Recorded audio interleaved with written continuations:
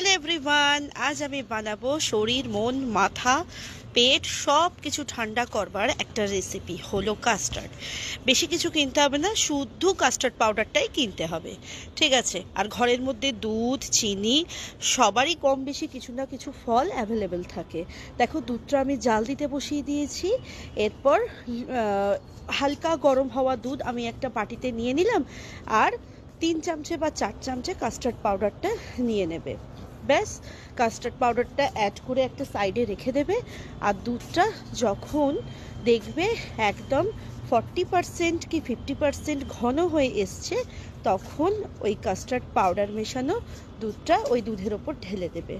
একটু করে ঢালবে আর মিক্সড করবে, নাহলে কিন্তু একদম জমাট বেঁধে যাবে। তো আমি সেইভাবেই রেডি করছি। দেখো আমার অলমোস্ট কাস্টার্ডটা রেডি হয়ে গেছে।